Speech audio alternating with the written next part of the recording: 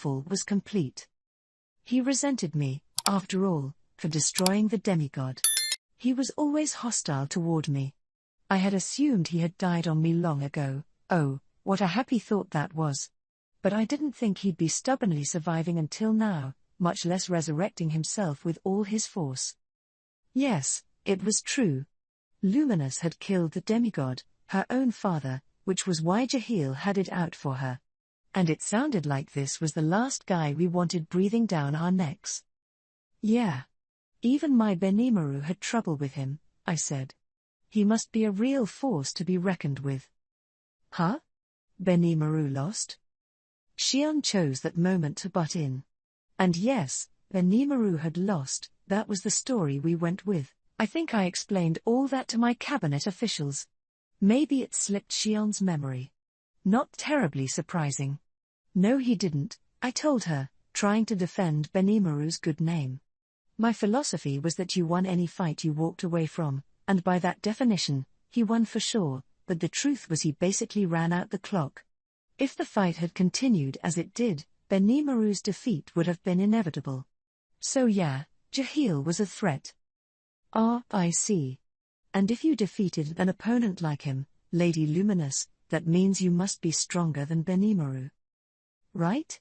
Yeah, I was wondering about that, too. Because if you stacked Luminous up against Benimaru, I doubt you'd see that huge of a difference in strength. That's why I thought Luminous and her force were in big trouble, and why I rushed over like this. That, and I also wanted to know how Luminous had fought Jahil off. Oh, that? Luminous casually said. Well, I've experienced a certain evil dragon destroying my city in the past. Ulp, I thought I'd heard about this somewhere before, or received a lot of complaints about it, at least. So when I've built subsequent cities, I've tried to make security my first priority. Right. Yes. A very good idea, yes. I sounded all uptight. But it was best to play the yes man for now. Luminous responded with a cold look in my direction, then continued, looking a bit gratified. So I set up several layers worth of barriers to ward off dragons, and they worked very well, as it turned out. She had told me about this, as I just remembered. I did notice a multi-layered defensive barrier over the holy city before. We were allowed to pass through, but no suspicious strangers ever received entry. I didn't think it'd be that strong, I said. Jahil had enough power to dominate Benimaru, and he seemed to have control over an ultimate skill, too. I don't think he could outclass Veldora, but I didn't expect some garden variety barrier would ever work on him. I meant that, too. But Luminous just sniffed at me. Don't be so sure, you outsiders wouldn't realize it, but this is a holy land, one where those who worship me gather. If a barrier runs on the unlimited faith that springs from all their hearts, of course it could repel someone like Jahil. Her words were full of confidence, and they were backed by results, I guess. But was it really that easy? Theoretically, yes, if one were to apply the secret skills of faith and favor correctly. Therefore. And Luminous had honed and polished that theory until she made it work? Wow. I'm kind of amazed. I couldn't even guess how hard that'd be. It is not a feat achievable by a single person. It requires a deep understanding of one's believers, along with a mutual appreciation. This cannot happen overnight, Master, but would you like me to research it as well? Oh, I dunno. I'd rather keep things to myself, so. Nah, we can put that on hold for now. Seal seemed to agree with me, too. Besides, while it seemed useful, we already had enough projects we hadn't gotten around to tackling yet. Plus we were in the middle of a war. I didn't have the luxury of getting close with my citizens at the moment. So I decided to put that on the back burner for the moment. I would want to tackle it someday, though. So I knew how Luminous had escaped her latest crisis, but that didn't solve the full problem. In fact, I hadn't gotten to my main question yet. So yeah, Dagrel's turned on us. He's on the march even as we speak, so I think we'll make contact within a week at the latest. I needed to drop the truth on her. Fen, Dagrel's brother, had done something or other to him, and it made him do a total 180 in personality.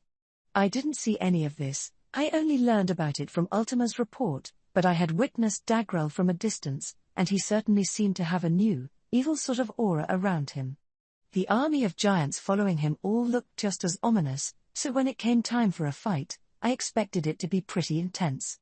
That'd be the real battle. Jahil was just an appetizer. These giants were marching on foot, but looking at the way they advanced through the deadly desert without suffering from it one bit, I didn't think it'd take them long to reach here. If I could be brutally honest for a second, having Dagrel defect on us was a serious blow. The possibility was on my mind, but now that it was reality, it was beyond a headache to deal with. Yes, well, Dagrel and I were never on good terms to start with, Luminous said. We had some conflicts of interest, but more than that, Dagrel was rather fond of the demigod, so... Wait. So the demigod's behind Dagrel's beef with you, too? Not just Jahil? Well, it's all in the past now, said Luminous, sounding less than bothered. Apparently this all happened back when Dagrel was still called an evil god. Maybe it was no skin off Luminous's nose, but if they had that kind of past, I really felt like Dagrel was trying to settle a score with her. So yes, I wouldn't be surprised if we ended up in a head-on war with him. Great. And Dagrel was pretty strong, too, right? Even I would have trouble with him, probably. PFFT. Impossible. But then again, Seal seems to disagree with that. Well, fine. I'm not going to debate the issue. I don't want to underestimate the enemy only to look like a fool after he kicks my ass. We need to assume, for planning purposes, he's enough of a threat that I'd have trouble with him. Roger that. Glad we're on the same page. Now let's figure out what we should do. From a geopolitical point of view, the Holy Empire of Lubelius was the keystone of our western defenses. If it fell, our enemy would gain a foothold in the western nations, and the situation would shift quickly after that. The Angel army was capable of flight, so it wasn't like we could intercept them at some point. The giants, on the other hand, were on foot, although they were going much faster than a human's walking speed, about 19 miles an hour. I sensed some Legion magic at work, because this was unthinkable for a normal army. Still beat any kind of aerial attack, though. Dagrel's base, the Holy Void of Damargania, was about 1,250 miles as the crow flies to Lune, the holy city we were in. Even assuming they didn't detour around the barren lands and deadly desert, we were talking a trek of some 1,900 miles by foot. Simple math told me they'd require over 4 full days of walking, and I was sure they'd need breaks at some point, so that figure should likely be tripled, but judging by the glimpse I had of their march, this could very well have been a constant thing, with no rest involved. Either way, we had our Argos system keeping watch over them. If anything new happens, I should know right away. The Argos surveillance magic is easily fooled. If the enemy is cautious, I cannot discount the possibility they are taking countermeasures against it. They are, huh? Argos allowed me to see what was going on somewhere in real time, but there was no real way to confirm the video feed I was getting hadn't been tampered with. I, too, was taking measures based on the assumption we were being watched ourselves. If the enemy had some similar kind of magic, it was fair to assume they'd take some equivalent measures, too. Of course, maybe I was just worrying too much, but either way, we clearly couldn't let our guards down. But we had other things to be concerned about.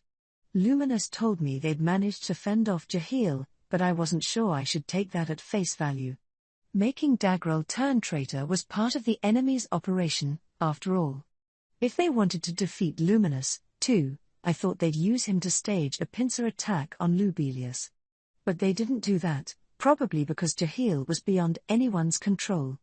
Maybe Jahil had his own agenda, given the bad blood between him and Luminous, but from what I'd heard, this was probably just Jahil going rogue, in other words, a breakdown in the chain of command.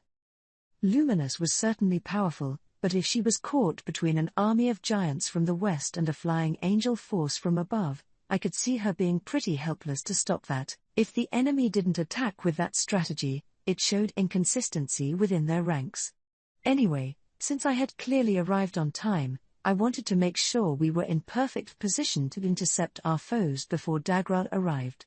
So how much wiggle room did we have? Assuming they maintained their current marching speed, I believe it will take at least 4 days for Dagral's army to arrive, I told Luminous. Hinata and her crusaders will be back soon, I guess, and if we're lucky, they may just be in time for this. I'd like to call them back right now, in case things get bad. Yeah, I came here alone after leaving them to help clean up Inglesia's capital. They need to guard all the VIPs there at the moment, too, so I don't think they can leave until they hand all that over to other people. I wasn't so sure about calling back Hinata and the rest of the paladins. Masayuki was still in Inglesia, so it was still not entirely secure over there. Feldway had reportedly been repelled, but maybe all that was the prelude for a more concentrated attack to come. Of course, Masayuki had Veilgrind with him, and Testarossa was still there, too. Those ex-Imperial officers seemed surprisingly dependable, actually.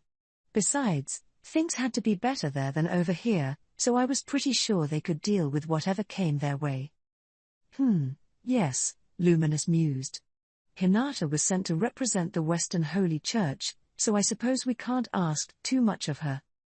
So Luminous reluctantly agreed. If we selfishly called Hinata back, it might be perceived as the Holy Church abandoning the Western nations. All the trust we had built up could be lost in one fell swoop. If things really got awful, we might not have much of a choice, but then, I was there to keep that from happening. Well, I have my man Ghidorah here with me, and I think he's discussing your defenses with a Dalman right now. He's not on the same level as Hinata, but he's reliable in a pinch, so you shouldn't have anything to worry about. Luminous greeted my assurance with an indignant glare. You are being far too thoughtless.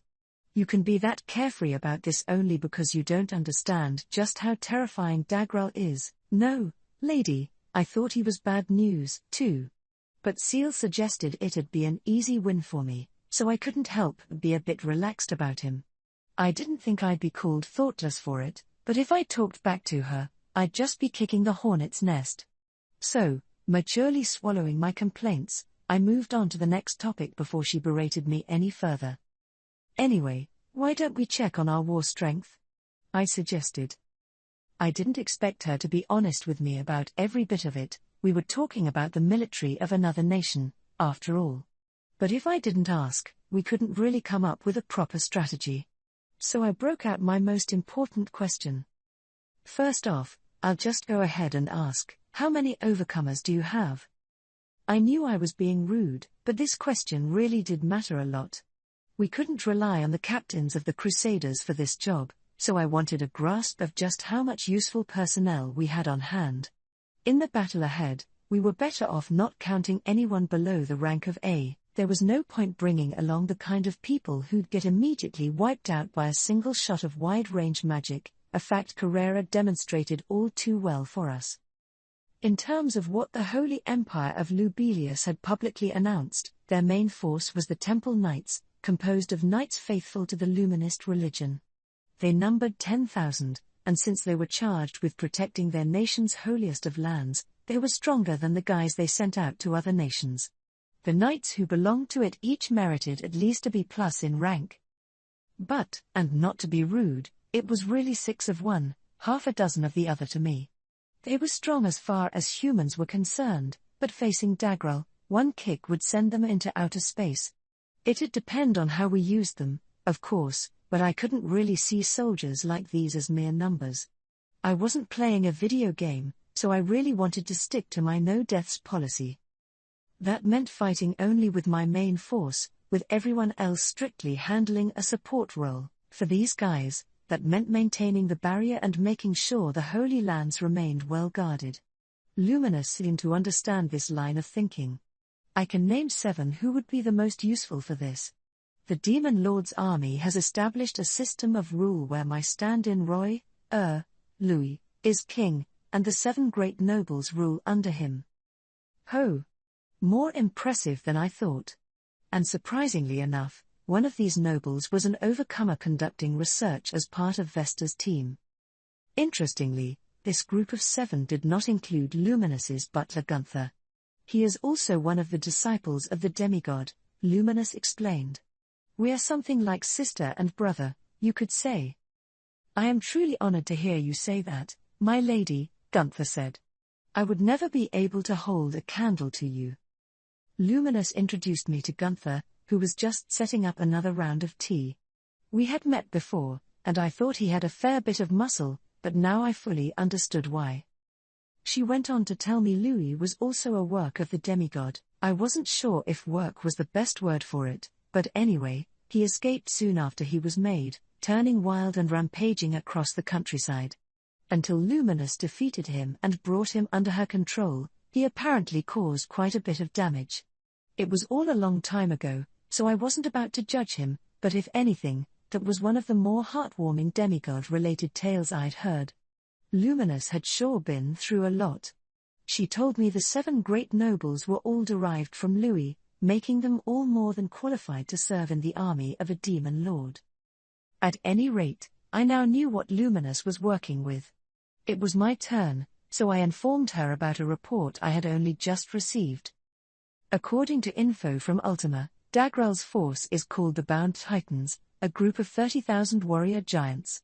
Each ranks a B on average, but the best are all over A, we're talking nearly 1,000 of those elites. Quite a piece of work, noted Luminus.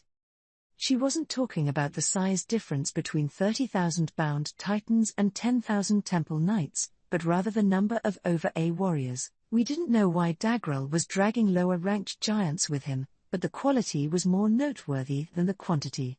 We'd been vastly outnumbered before and turned the tables on that, so we knew this was the valid approach. So let's compare the quality.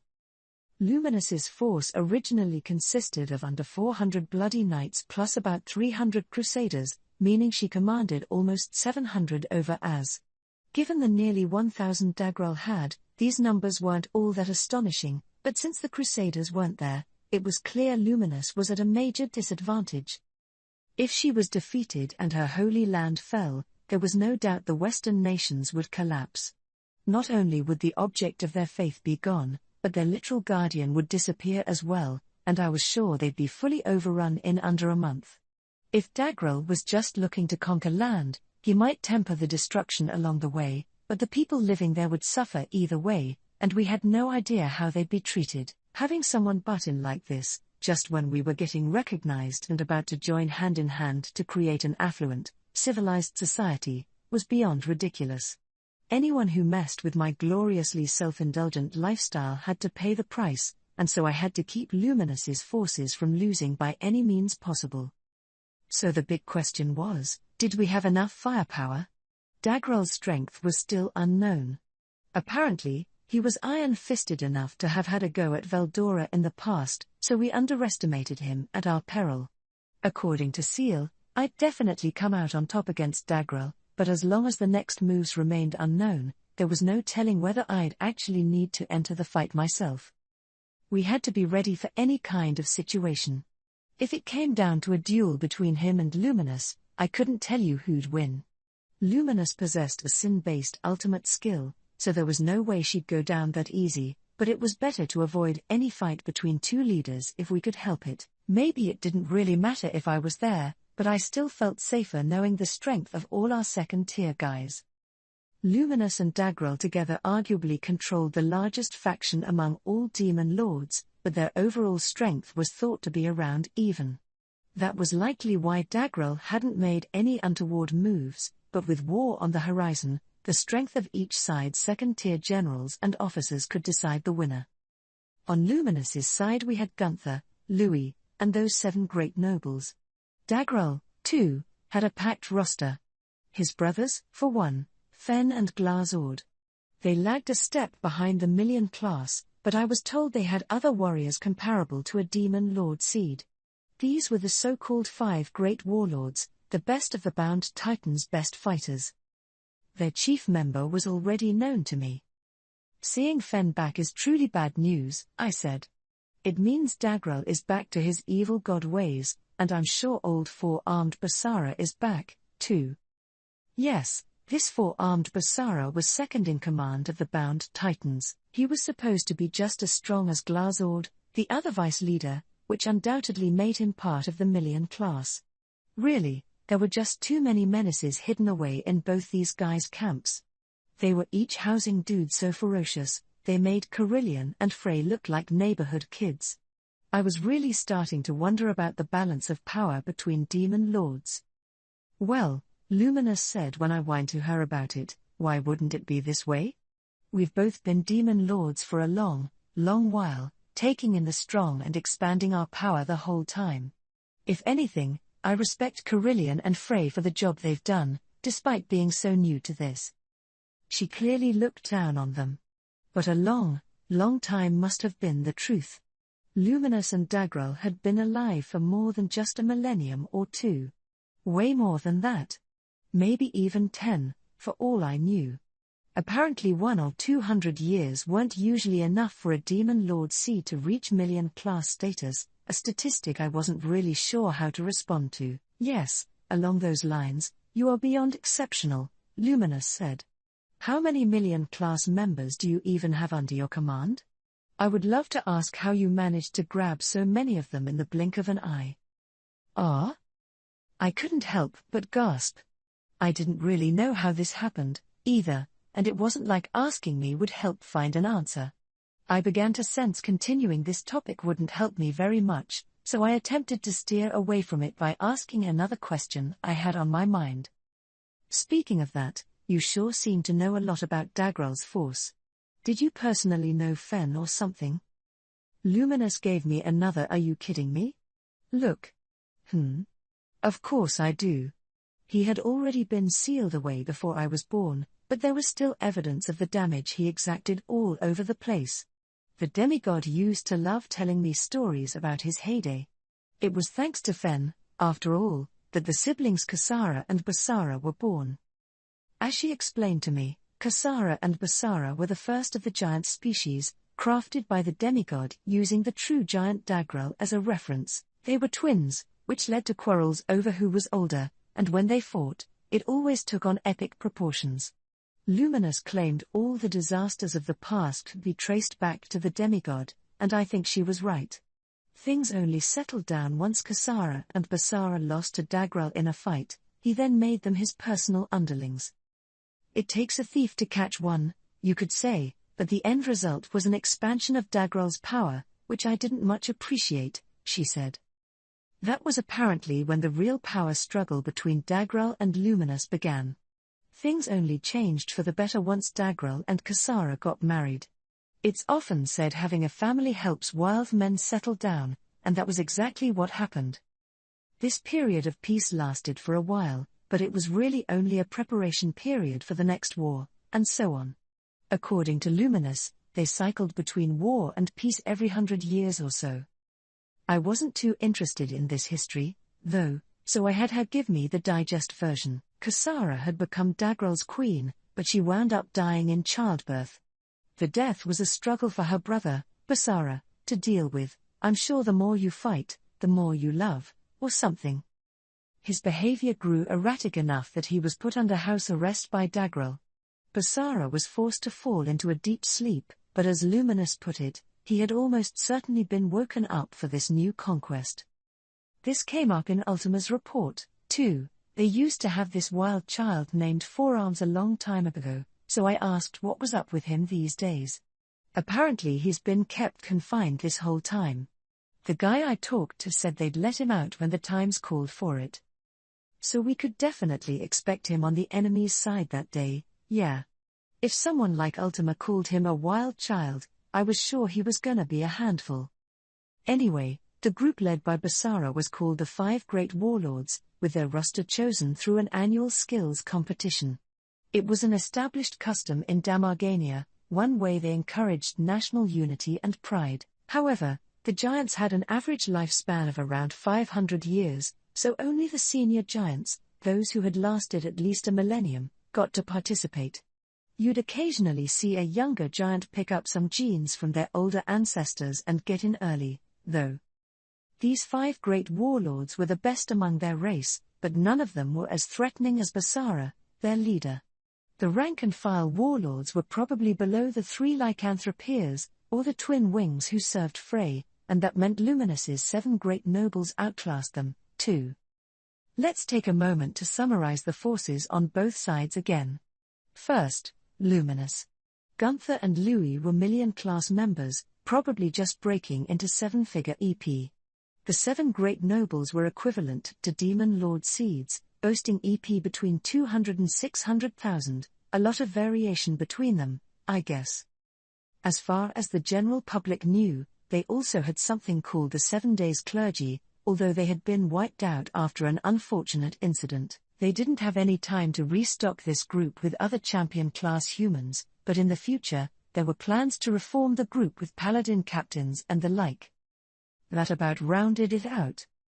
On Dagrol's side, you had his siblings Glazord and Fen. First off, Glazord's EP was said to be just under 2 million, and Fen's was above Dagrol's as well. The strength among them was mind-boggling. Basara, who I mentioned earlier, was a level behind Glazord at just over 1 million, about on an equal footing with Gunther. The rest of the 5 great warlords had scores of between 150,000 and 300,000, which made them less of a threat than any lycanthropeer, but the problem was the other high-level fighters in their army.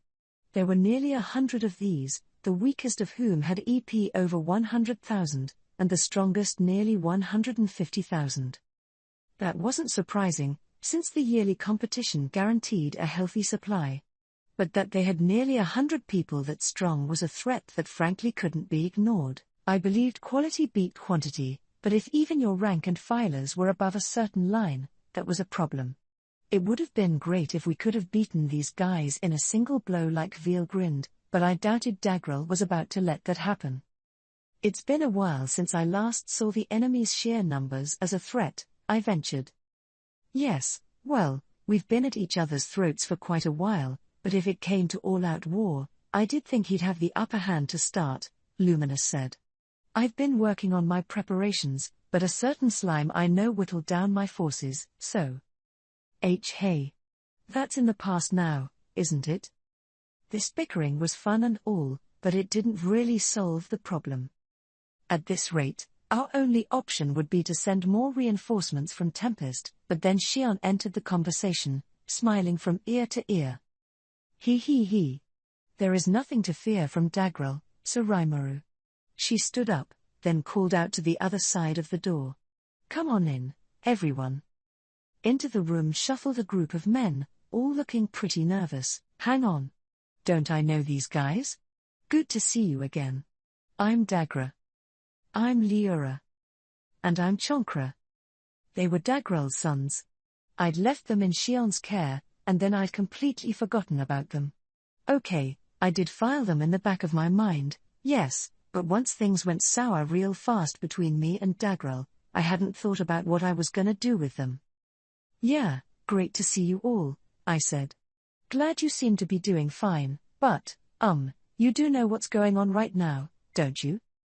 If they said they wanted to return to Dagrel, I supposed we should let them go, not keep them prisoner. Each of them was stronger than your average demon lord seed, so giving them to the enemy was a real drag, but if we made them POWs, we'd have to devote personnel to guarding them, which could cause all kinds of chaos. Killing a non-resisting opponent was out of the question, too, and I was out of ideas. Maybe we could isolate them in Ramiriz's labyrinth somewhere, but that'd put more burden on Ramiriz and her team, so it was safer to avoid that. I mulled my options as I waited for a response from the 3 of them. When it came, it surprised me. Oh, of course. Sounds like Dad switched sides, huh? It's so embarrassing, griped Dagra. We heard about Uncle Fen in our bedtime stories, but I never thought he'd come back in this day and age, said Liura. For hair. What a diabolical guy, added Chonkra. Dad said he was about equal to him in strength. They sounded a bit more open to our side. So I decided to ask, we're about to go to war with your father, but are you okay with that? Well, it does make me anxious, but I'm a lot more interested in testing out how much stronger we've gotten. My big brother's right. Lady Xion's been training us on a daily basis. Physical training, mental training, a healthy, tasty diet, and we've been honing our skills with a lot of training partners, too. If anyone tries to destroy this environment we've been given, well, we've obtained this power in order to beat them. For hair. We're all excited to show off the results of our training. Yeah, me, I can't wait to use this power to go beat up my uncle, and everyone else, too. They were all pleading their case. I guess they meant it, they really were eager to take on Dagrel and his force. I looked at Xion, she was just sitting there, nodding in satisfaction like I should have expected this all along. I mumbled. So now what? Was it really okay to bring these guys out to battle? I do not believe it is a problem. Seal wasted no time answering my conundrum. But isn't there a chance these guys will betray us? I really do think they're telling the truth, but if they're faking it, it'd expose my friends to danger. I'm sure the rest of my gang would wince if I told them they'd be fighting alongside the enemy leader's sons, too. But Seal was unwavering. The chances of that happening are believed to be very low. This is because... No need to go into detail. The door opened once more, and Xion's troops poured into the room. One stern-faced young man was the first to address me. "Sir Rimuru, we all trust in Dagra and the gang." "Oh, isn't that Gobso?" He looked so young and virile, I didn't recognize him. His face was the same, but there was some real spirit in it now. Apparently Dagra and his brothers had Gobso's trust, and he wasn't the only one. Everyone in Team Reborn sang their praises, one after the other, proving just how much they trusted them. I guess they thought I was about to lock them up somewhere and throw away the key, or worse. How mean. I'm a rational thinker. Just because I think someone might become my enemy doesn't mean I'll take their life on the spot, does it? Sir Rimuru. As you can hopefully tell, our unity is solid as a rock. We didn't train ourselves to be soft, and we promise you we won't be moved by anything. Xion looked me straight in the eye as she spoke. I guess as the caretaker of Dagrel's sons she felt a bit like their guardian. All this was enough to convince me, but then, to my surprise, Luminous spoke up. "To tell you the truth, Rimuru, I too am of a mind to dispose of his sons. Drop the two, please, but I think it's safe to trust in them." I never expected her to defend them. Didn't she and Dagrel fight like cats and dogs? I decided to ask why she came to that conclusion, and Luminous frowned at me. Well, it has to do with the improvements in Xion's cooking. The three of them were the main contributors to that, you see. Meaning? Who do you think was tasting her food? I certainly didn't like her work, but quite a lot of us here are young and curious. One of the 7 great nobles foolishly tried his luck with her dinner course once. He was bedridden for a month. Well, he wasn't gonna die anyway, right? Being undead and all. Maybe I shouldn't be so sure. What an idiot that guy was, though, but I hesitated to say that out loud. It took pioneers like him, after all, to bring about great new inventions and discoveries. The same was true for any era.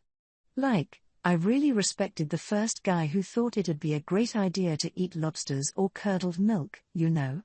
I know being forced to eat disgusting food was a punishment given out in the past, but surely the poor victims undoubtedly made huge contributions to gourmet cuisine later on. Really, that noble had a rare type of courage, you could say. So I briefly nodded, urging Luminous to continue. Since then, nobody was interested in trying her cuisine, but then this trio volunteered. Everyone was so impressed by their gallant spirit, myself included.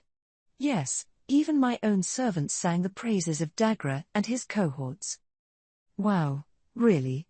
Behind Xion's much improved cooking lurked a tale of unbearable hardship, I feared. After all, this was stuff that drove Adalman to comment, "I never thought I'd be so thankful I'm no longer able to eat," which I thought was kind of the slam of the century. I really had to be grateful for those kid giants, I guess. We owed them big time. "Well," said Dagra, "if that lady's offering up her homemade cooking, we deserve to be the ones who test it, don't we?" "Yeah, big bro, you're right," agreed Leora. "It's a great reward, said Chonkra. Aha. Then again, maybe these guys were just messed up in the head. Still, all's well that ends well, and if Dagra and his brothers were already part of the team like this, well, let's have them kick some ass in battle for us. All right, I said. Either me or Luminous will take on Dagrel, so I'll let Xion and her force handle Fen. Humph. Allow me to handle Dagrel. It will be a challenge, I will admit, but I'm sure I could drag out the fight for as long as necessary. Luminous didn't seem to think she could beat Dagrel. In her mind, she'd hold him down, and in the meantime we'd beat all the other main dudes, then band together to whip their leader. If I took on Fen, that'd help pad our roster much better than any other approach. All right, then. But just as I was about to say, I think I see a way to win this, I was interrupted by word of a sudden upheaval. The news came in the form of an urgent thought communication from Ramirez.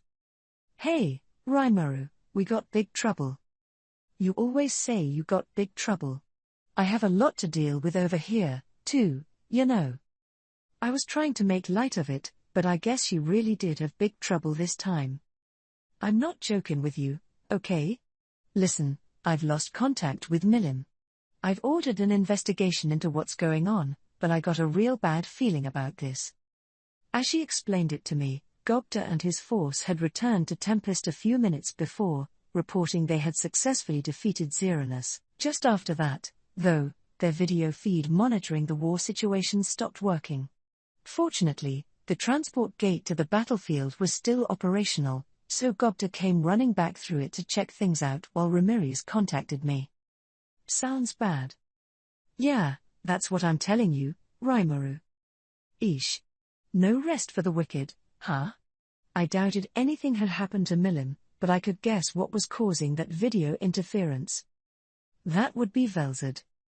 And if Seal shared my opinion, I could pretty much accept it as fact. Tell Gobta and the others not to overexert themselves. I'll be back real soon. With that, I ended the conversation and turned toward Luminous. Sorry, I think I've got an emergency brewing, I said. What is the matter? She asked. It's looking pretty likely that Milim and Velzard got into a fight. I'll need to contact Guy as well, so I'm gonna return home for the time being. Luminous nodded back at me, composed. Very well, she calmly said, allaying my fears. We will prepare for Dagrel as well, so don't worry about that. Yes. We alone could defeat the giants, even. Xion boasted. I couldn't take her at her word there, but I felt safe leaving Lubelius to her while I worked out our strategy a little more. Anyway, I'll be back soon, I said. Certainly. We'll hold down the fort here. Oh. I just remembered. It's only a possibility, but I'd better share it with everyone. Luminous, not to sound too pessimistic, but don't be too confident you'll have 4 whole days to work with. 4 days was the minimum time Dagrel's army would need to reach this city. But that assumed they stuck to their current marching speed. They might have had someone on hand who could teleport the entire army over like I could, so we'd need to watch out for that. Yes. I, too, am considering this possibility. You could certainly cut down on that time, for example. It'd be a very negligent commander, indeed, who assumed that what we can do, the enemy cannot. Good. She seemed to have understood me. I had nothing else to say. If the need arose, I could run back to help, so it was better to deal with the more pressing matters first. All right. Be careful, I told Luminous. You too. She and I exchanged nods. Good luck, Sir Rimuru. And with that last bit of encouragement from Xion and her troops, I returned to Tempest. As soon as I was back, I went straight to the control center. The sight presented to me was astonishing. Astonishingly bad, that is. Real bad. On the big screen was Milim, beside herself with rage. She had transformed into something I'd never seen before and was rampaging across the landscape. Her opponent was Velzard, a bewitching beauty with an alluring smile, but even with Milim turned into a real, bona fide destroyer, she wasn't backing down one bit. They looked pretty evenly matched, And, well, it was like a return to the days of the gods, and the sorts of battles they must have waged. "What's the deal with this?" I whispered. Ramirez wasted no time answering me. "Gobta's recording it." "That wasn't what I meant." "Oh. Right, that. Well, as you see, it kinda really sucks at the moment." "Great. Glad to see Ramirez is completely useless." I sighed as Benimaru got up off his gaudy, luxurious commander's seat and greeted me. Everyone was celebrating the defeat of Xeranus, but then we suddenly lost contact with the battlefield, he said. Gobta had just returned at that point, so we sent him out on reconnaissance, and he confirmed Lady Velzard and Lady Milim were locked in combat. At least Benimaru knew how to act. As I looked at the landscape on the screen, my biggest concern was that we couldn't tell if there were any survivors. Gobta's partner Ranga was using control wind to try to capture some smell particles and get a better picture for us, but he found nothing. All scents had disappeared. We could see people frozen in ice here and there, and it was clear the entire battlefield had to be in the same state. We were hoping to examine the ice statues more closely, but even with Ranga's protection, it was difficult, impossible, really, for Gobta to approach, Benimaru told me. "Wow. It's that rough out there?" "Yes, sir. The feed you're watching is being shot from the closest approachable distance possible. Gobta is whining about it, but I'm telling him to bear down and do his best for us." If it was Benimaru, he'd probably be as tough as a polar bear out there, but joking wasn't a good idea right now. Carrera and her demons were still there, but I couldn't connect to them via thought communication. We were supposed to be connected by a soul corridor, but still, nothing. The status of everyone on the field was unknown. It was, in fact, the worst possible scenario. I didn't want to think Carrera's team was dead. Besides, that probably included Carillion, Frey, and everyone else, too. Multiple million class members, all wiped out in the blink of an eye. It was unthinkable. If they encountered some kind of emergency, their first objective was to buy time. That was the rule we had, and now look. It wasn't clear from the video, but Milim definitely appeared to be out of control. She was unleashing power well beyond normal as she waged this massive fight against Velzard. What caused this? I thought it over, and then I pictured something I wished I didn't. I couldn't obsess over it, though. Brooding wouldn't solve anything, and if Ramirez was already this frazzled, we'd all be screwed if I joined her. Clearly, something bad was going down over there. But it was time to switch gears. What could I do about this? There was no point in panicking. In times like these, you needed to focus on what you could do in the moment. Keep calm, clear your mind, think of how to respond, and act. "Summon the remaining dungeon marvels," I said. "Have Gobta's team come back for us, staying there any longer would be dangerous." But this battle between Milim and Velzard isn't going to wrap up that soon. If Milim's gone out of control, it'd take either me or Velzard to take her on, right? Not that I really wanted to, like, if Milim had gone nuts, who really could stop her? When she and Guy clashed long ago, it was Ramirez who intervened to stop them, one way or the other, but I really couldn't expect an MVP performance like that from her right now. Then again, maybe there was a non-zero possibility. "Hey, Ramirez. Quick question, do you think you could bring Milim back to her senses while I hold back Velzard?" "Hey. Are you asking me to go out there and die, or what?" Thought so. I didn't expect that to be a solution anyway, and now I was sure of it. Ramirez was being too much of a baby to handle the situation. Yeah, I didn't think that would be possible. But I also didn't think they'd take this strategy where they'd deliberately set off Milim like this. I sighed. Benimaru was briskly assembling all my officers, and I needed to come up with our next move before then. Honestly, I never saw it coming. Having a traitor in our ranks was bad enough, and then we had an even worse disaster. I mean, I knew full well this was a pretty effective strategy against us, but, really, who would have expected them to actually do it? If Milim truly lost her mind, it may well destroy the world, This is a taboo move for both us and the enemy, and if someone was resolved enough to calmly go through with this, we will need to prepare for an even bigger crisis to come. Such as?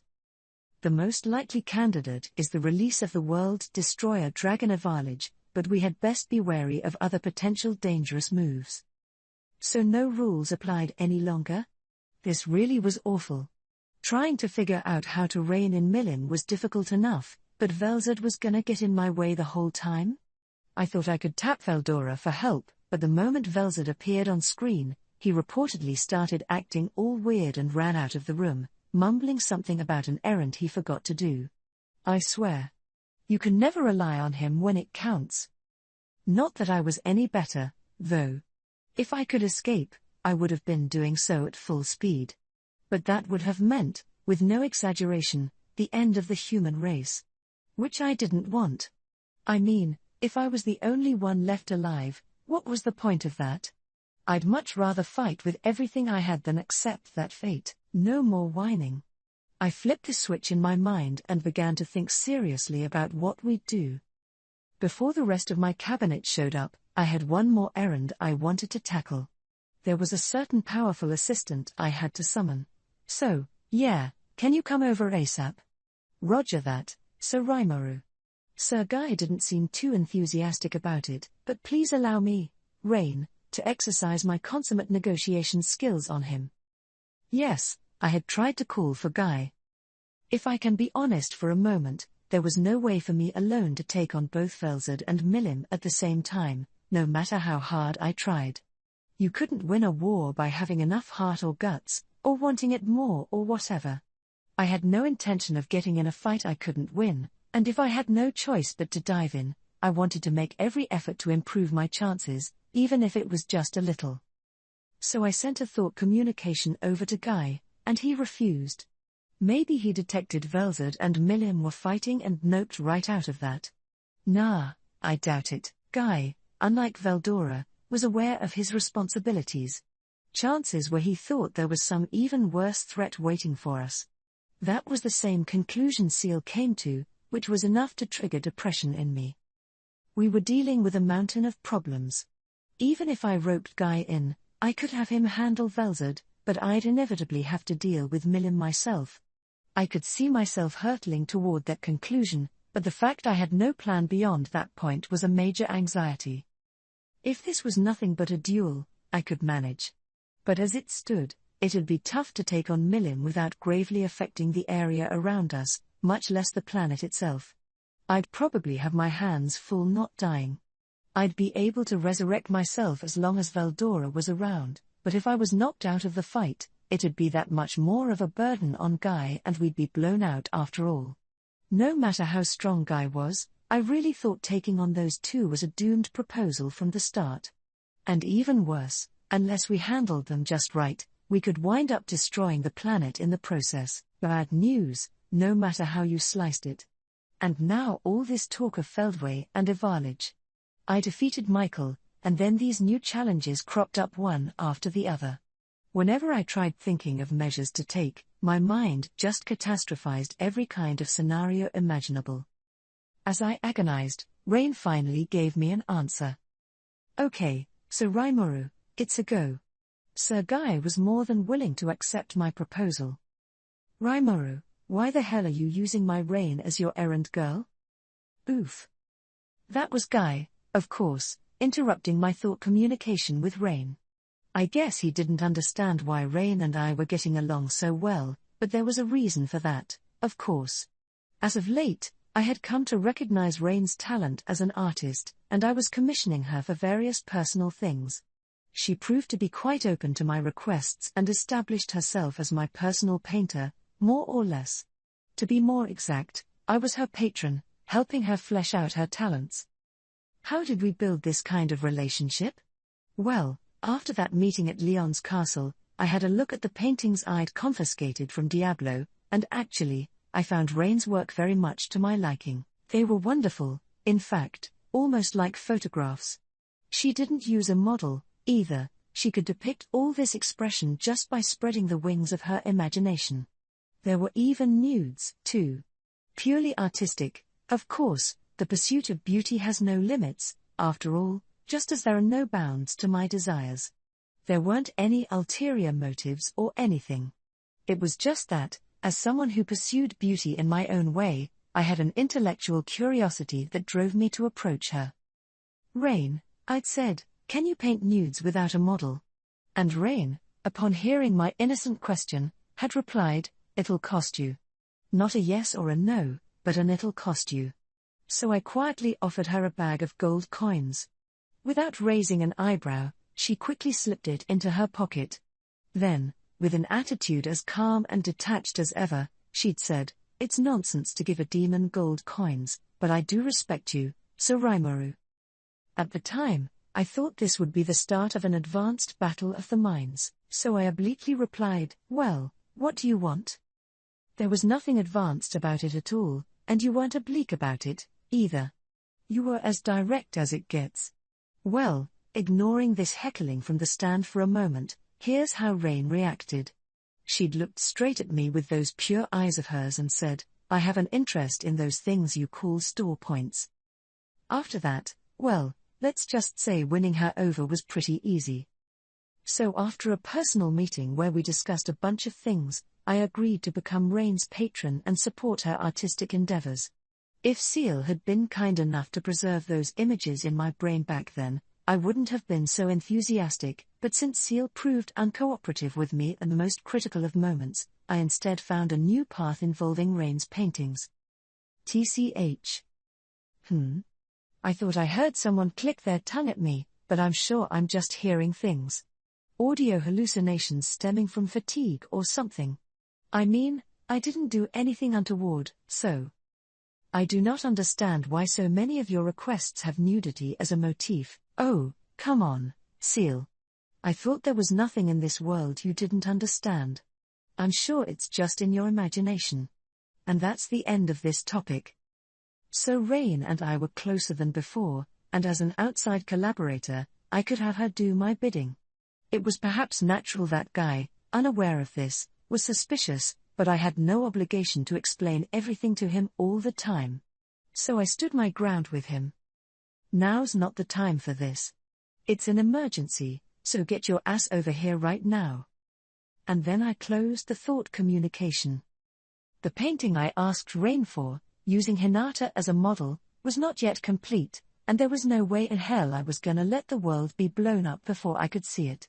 Once more, I vowed to do everything in my power to overcome this crisis. Everybody was gathered within 5 minutes of me giving the order to Benimaru.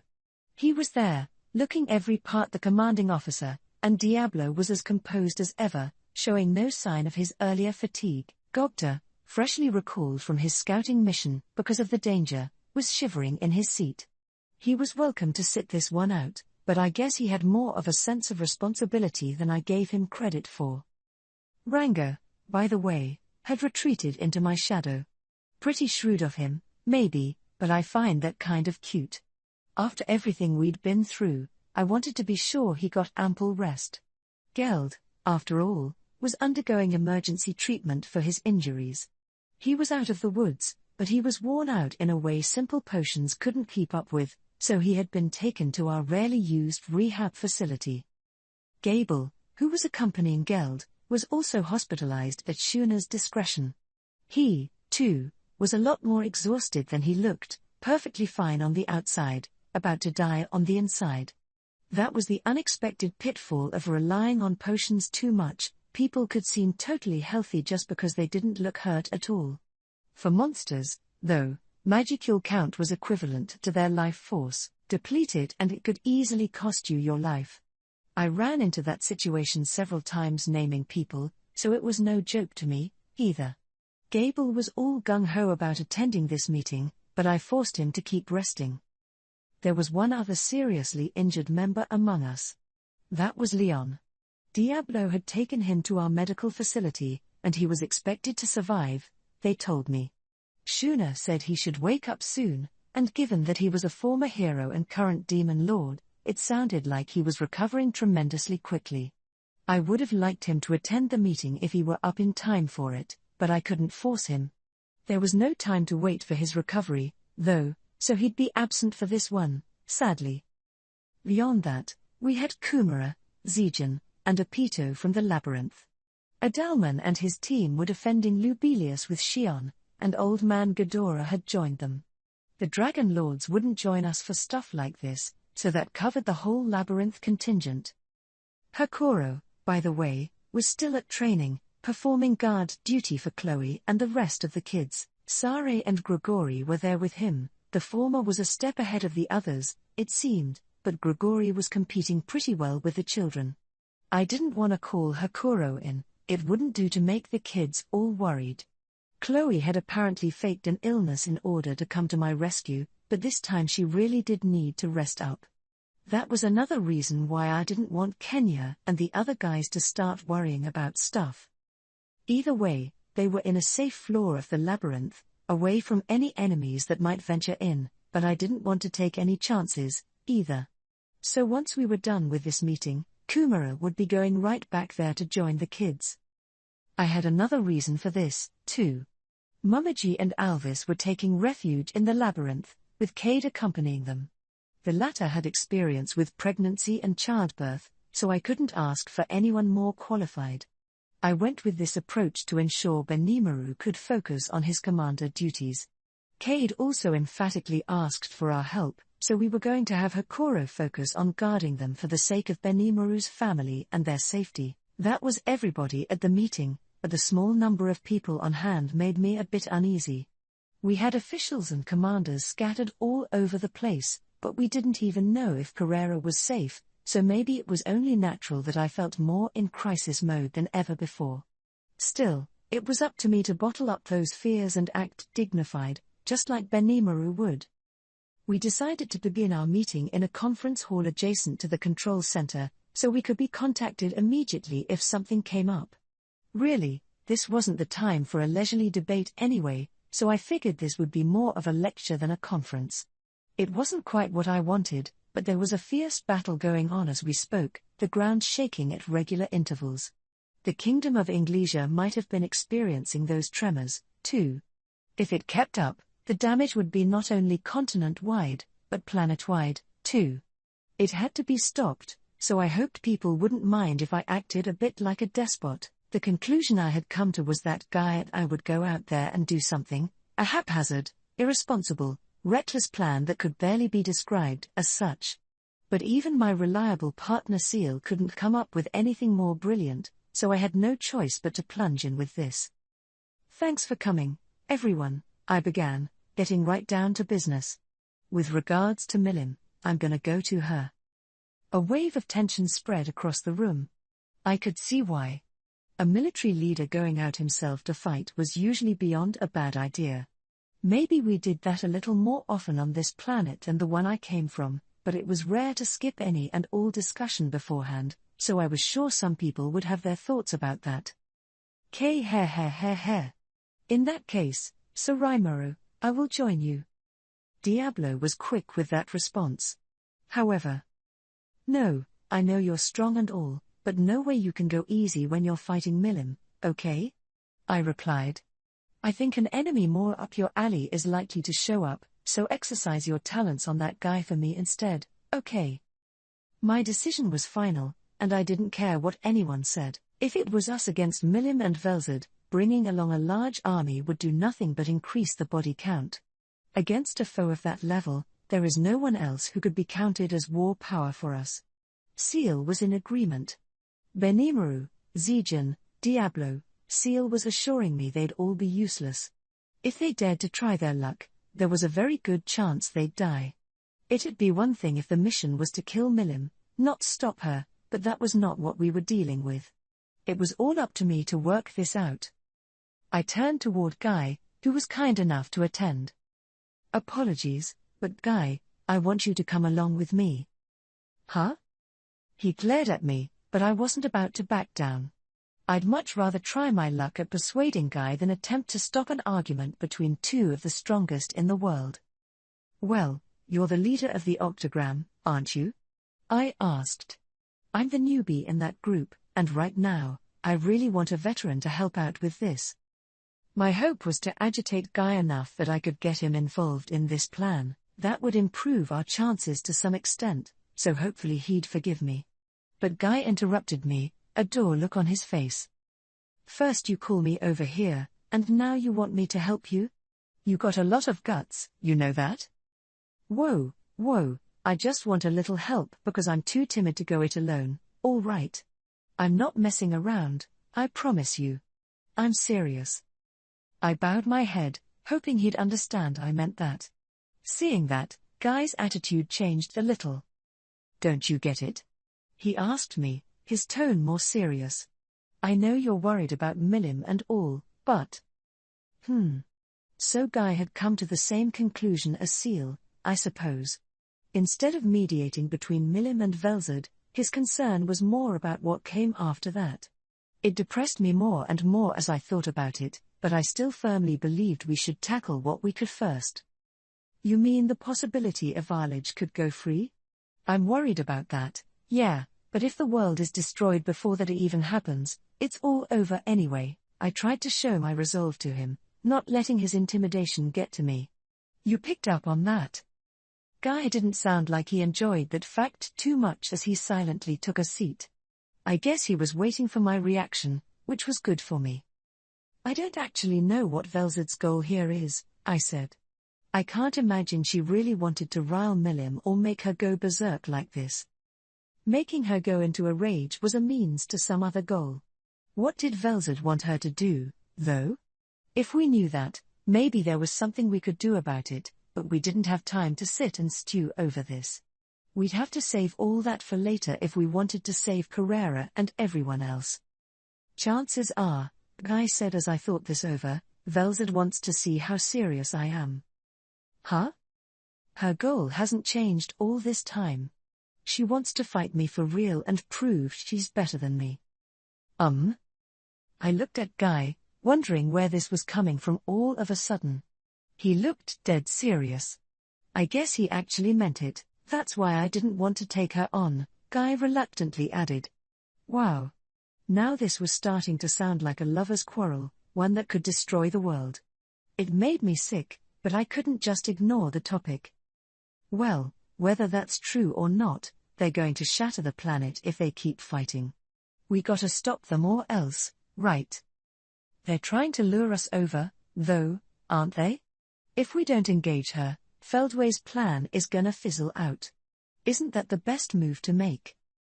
As Guy explained, this planet was created through the power of Veldenava and therefore wasn't going to be catastrophically torn apart or anything.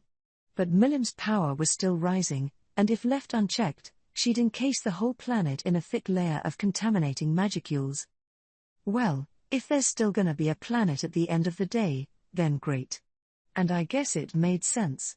After all, even Carrera's magic wasn't the sort you should really use on the surface of a planet.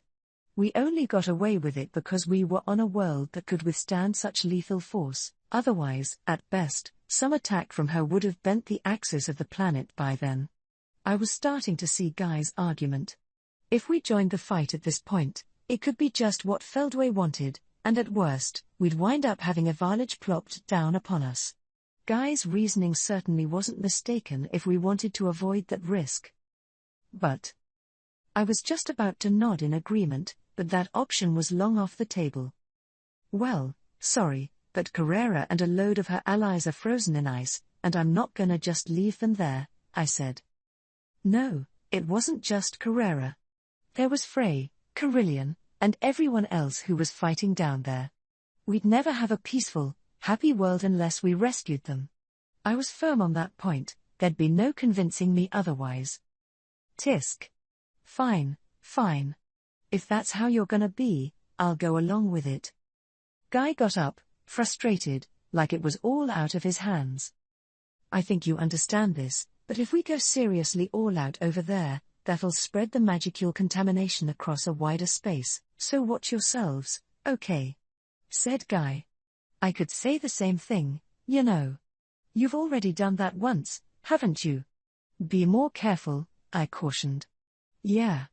I can't help you guys out this time, so nothing rough, okay? I tell you, if it's just you guys, I'm so worried. Ramirez kept lecturing me, much to my chagrin, But then, I couldn't really defend myself. We were so blatantly going in without a net it was almost funny, but I didn't have any choice. I needed to stay strong, and besides, I'd been through experiences like this many times before. Right, so it'll just be me and Guy trying to stop Milim, I said. Everyone else needs to be defending our home base and answering requests for help from other nations. I wasn't leaving this open to debate, which I was sure dissatisfied a few of them, but after conferring with Seal, it was the best solution I could come up with. I really would like to go with you, Sir Rimuru. No. I shot Diablo's proposal down before he could finish it. Yeah, I thought he could take our position in this fight well enough. I refused him anyway because I wanted him to stay back in case of any unforeseen events. I think Feldway's aiming to do more than just resurrect Ivalij, I said. Chances are Dagrel's upcoming attack on Luminous is a diversion, an attempt to divide up our war power. If I get stuck somewhere, then you, Benimaru, and Zijin are about all I can rely on to step in, so. I could trust Diablo, which was why I wanted him to stay. Feldway wasn't our only foe, after all, Xeranus the Insect Lord was still kicking. Plus, as long as our labyrinth was intact, we'd never be defeated, not in the normal way, at least. All three of them needed to stay inside it for me, or else I'd feel even more anxious. Benimaru was our chief commander, a vital role. Zijin I trusted to serve as guardian of the labyrinth.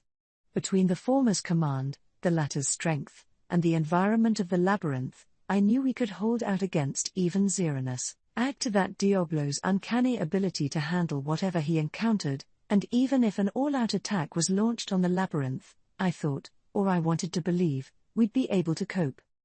So after a little coercion, I finally convinced all three of them. Them and Veldora. Me? He said. That's right, Mr. Secret Weapon. You'll be our final last resort. He'd looked a little peeved about not being called yet, but he gave me a satisfied nod. Like I've said many times, as long as Veldora was safe, I could come back to life anytime I wanted.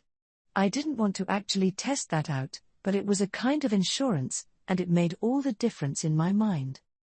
Since I had snuffed out all further objections, I decided we should head out at once. The more time we spent, the slower our decisions would be, so I decided to let Veldora be our contingency for every other possible scenario. I'm counting on you, all right, Veldora, I said. I mean it. Indeed, you are in good hands, he replied. Seeing him nod at me was just the shot of confidence I needed. Rimuru, Ramirez said, flying up to me, please help out Milim. You got it. With a smile, I promised the anxious Ramirez I'd bring Milim back to her senses. No half measures would work on the strongest of demon lords, I knew, so I'd just have to hope my voice would reach her.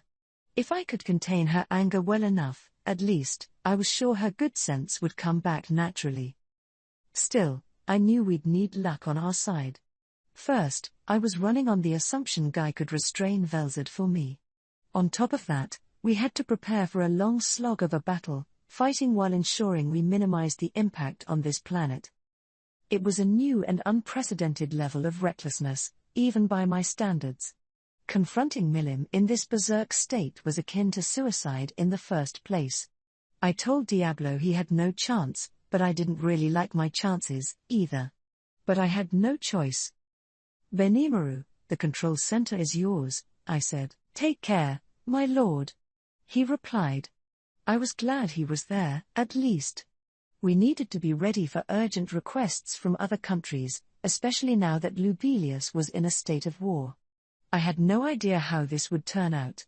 Things were changing from minute to minute, and we needed to respond with the times, deploying our remaining forces as best we could. The only person I could ask to handle such tricky logistical work was Benimaru. I nodded back at him. Now, then. Hold on, Milim. Don't kick so much ass that you cause any more damage. It was time to open Milim's eyes back up before it was too late. Guy and I left with everyone's anxious gazes, and an almost too heavy amount of expectation, behind us. After Rimuru and Guy left, The atmosphere in the meeting room turned languid. "I'm not sure I have ever felt so helpless before," muttered Diablo, an eloquent expression of what was on everyone's minds. "You said it," Benimaru truthfully replied. "I was told I had a major role to play in analyzing the situation and leading the command, but I'd give up all that in a heartbeat if I could join Sir Rimuru." He didn't passionately object to this because he thought Rimuru had made the right call, but deep down, Rimuru was a lot more precious to him than any of his allies. Things were just different this time. Rimuru wasn't at all his usual easygoing self. In fact, he seemed quite nervous. He was trying to hide it to keep everyone from worrying, but Benimaru had known him for too long. He could tell at a glance, they just didn't have the upper hand this time. "I guess we were all kind of taking advantage of Sir Rimuru still, weren't we?" said Benimaru. "I never meant to, but..." "Yes," agreed Diablo. "If this is Sir Rimuru's desire, I will obey it, but I'm not sure even he thinks he can give anything but 100% effort in battle here. It's quite upsetting." "Not just that," Benimaru added. "Between Feldway, Jahil, and the Demon Lord Dagrel, we have so many foes we need to watch for, and I can't say we have enough manpower to tackle them all. I'm sure that's why he wanted you to help us out instead, Diablo." He was pretty much right on the nose. That was only natural, considering how long he and Rimuru had worked together. That was why Benimaru was so down on himself. "Well, no use pitying ourselves," concluded Zijin. "We have to put our heads down and carry out our assigned tasks." He, too, understood just how important the labyrinth was. He warned those under him not to let unnecessary anxiety interfere with their given duties. The labyrinth team would head back to their own territory to fully prepare for whatever enemy might come at whatever time. Benimaru chuckled at Zijin. "Heh. You're right. Everyone, brace yourselves and get ready for your mission." With that final word of encouragement, everyone went back to work, hoping to fulfill the responsibilities Rimuru had granted to them. Ramirez and her team were hurriedly flitting about. They had a lot to do, and keeping busy was one way to stave off the anxiety. In time, the control center returned to its usual sort of atmosphere, but the fragile sense of normalcy quickly faded away with the return of CI. "You're back, CI?" Benimaru asked. "Yeah. Where is Sir Rimuru?" "Out for now. A serious situation has come up, and he's going to deal with it." "Ugh. So we have to rely on him yet again?" Benimaru couldn't agree more with that sentiment. "So," he asked, "what's going on? You seem in a hurry." CI composed himself and began his report. "I was investigating the movements of Dagrel's force under orders from Sir Rimuru, but..." He started laying out the fruits of his labor. In the holy void of Damargania, there existed an underground city, buried beneath the desert, that served as an emergency shelter. When the once prosperous capital was destroyed, the giants abandoned the surface and developed a large underground cavern centered around a lake, creating a living space that could support tens of thousands of people. The women and children among the giants were still there, apparently living life as normal. Witnessing this, CI concluded those living underground had not been affected by the changes undergone by Dagrel. Relieved, he began to look into why Dagrel betrayed his allies in the first place. His first stop was the royal palace. There were only a few soldiers guarding it, but the government administration was still at work inside. None of them had heard about Dagrel's behavior. In fact, they welcomed CI as an envoy from an allied nation. After listening to their stories, CI was able to pinpoint the potential cause of this crisis. He had no concrete evidence to back it up, but since there was no other intelligence to refute it, CI saw fit to return home and report to his superiors. Aha! So Dagrel had two brothers, one of whom was banished, and he was once feared as an evil destroying god marauding the land? Said Benimaru. Exactly, replied CI. He had a change of heart after Lord Veldenava defeated him, and after he met the current Queen Kasara, he became the calmer figure we knew up to now, apparently. I see the old myths shouldn't be dismissed as mere myths. This one, at least, is based on a kernel of truth. Yeah, I think so, too. And if so, it's the return of that evil god we should be worried about. Benimaru and Ci nodded their agreement to each other. Everyone else listening watched them, stern looks on their faces. That might be the case, yeah. Dagral is kind of the incarnation of a natural force, and he fought Veldenava a super long time ago, too. The unexpected contribution from Ramirez lent even more credence to this reasoning. By the way, how strong was this evil god? Benimaru asked her. Oh, real strong. Not as much as I am, but stronger than my master back then, at least. Said Veldora. Ah, but you're way stronger now, master. Veldora never liked chatter about anyone outmuscling him, so Ramirez quickly corrected herself. Whether she actually believed that or not was unclear, but either way, Dagral in his evil god days clearly rivaled a true dragon, at least in strength. Bad news always seems to be followed by more bad news. The second wave of it was from Mjolmal, who came charging into the control center. I have something important to tell you all. Big Mama, that is, Emperor Elmesia, just sent an urgent message informing us Thalion is now in a state of war. What? Benimaru demanded more details. Mjolmal replied that he'd received a call on his cell phone. There were several means of communication available between Thalion and the Western nations, but Elmesia must have decided this direct line was her best bet this time. Mjolmal, sensing the urgency after the Emperor called him personally, rushed over as he talked to her. He was still catching his breath, but had enough to give the basic summary. Thalion was under attack by Zorario and Jahil, who had led their main military forces to stage an assault. So it's a full-on attack, not a diversion? Benimaru asked Mjolmal. Indeed it is. I know Thalion has Lady Sylvia, but it could be hard going for them. Benimaru groaned.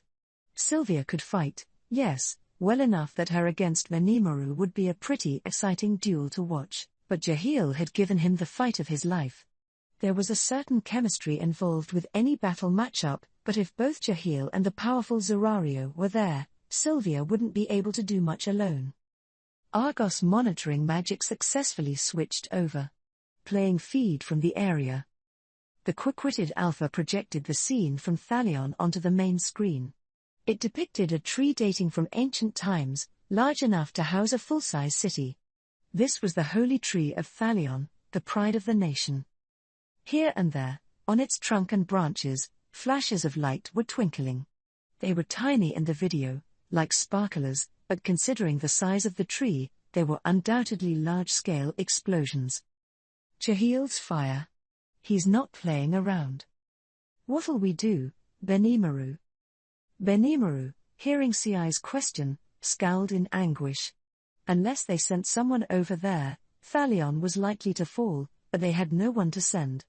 Deploying an inferior force would do little to help, they had to send one that could ensure victory. Over in the labyrinth, people carried out suicide missions without having to fear death. Even if victory wasn't guaranteed, it was easy enough to stall for time in there. Outside the labyrinth, however. Guess I'll have to go. Benimaru, Diablo, and Zijin, even these three were no guarantee against Jahil's force. If they sent anyone else, it'd be like sending them to the gallows. Shall I go as well, then? Diablo made the offer, but Benimaru stopped him. He had a bad feeling about that, although he couldn't articulate why. No, he said. I fought Jahil once, and I was no match for him then, but I think I have a winning plan now. Benimaru had been training hard in the labyrinth, reassessing his abilities.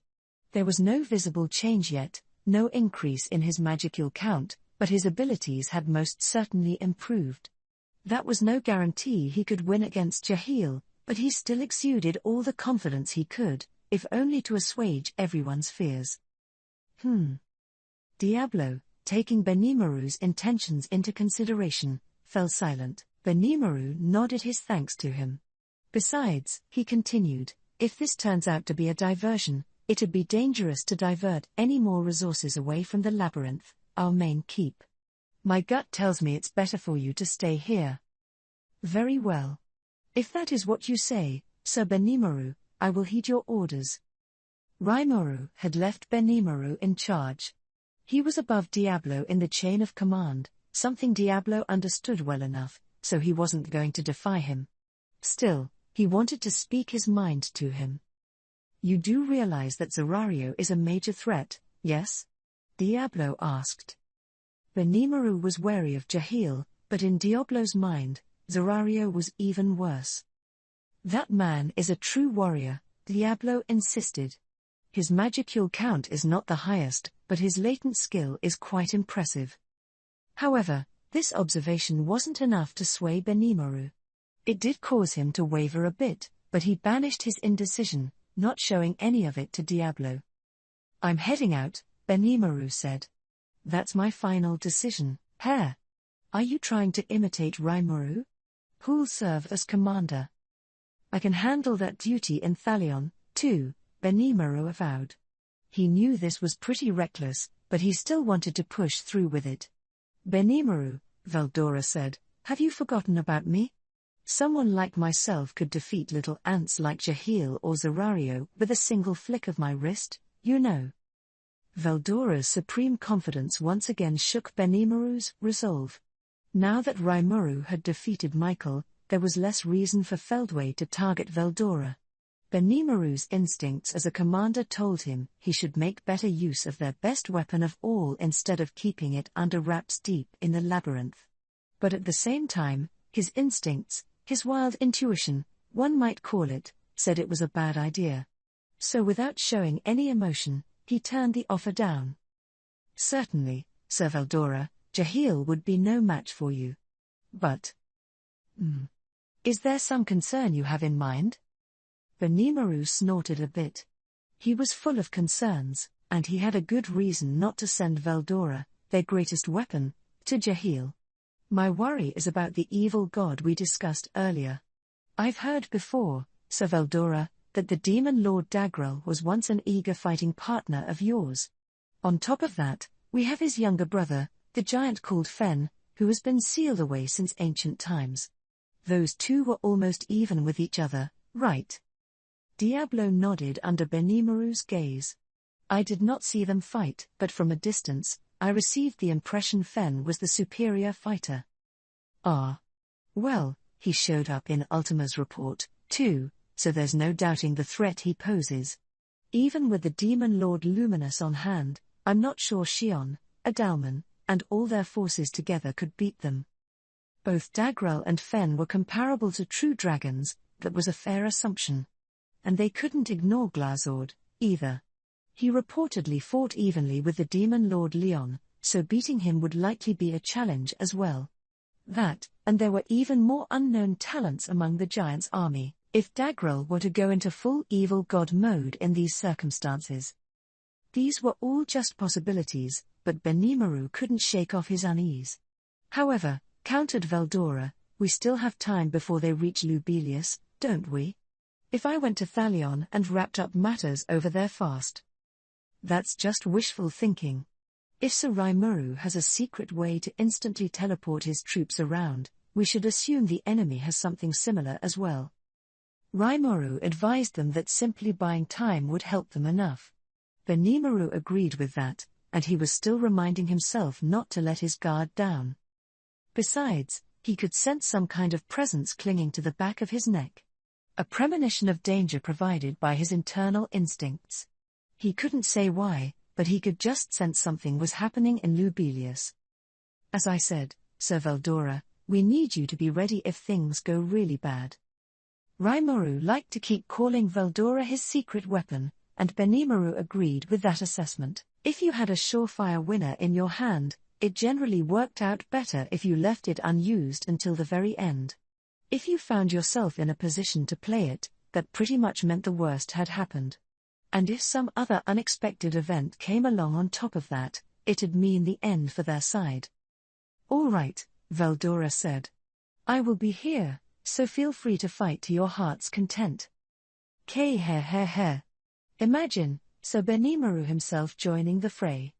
Allow me to handle matters back here, but we also look forward to your continued command.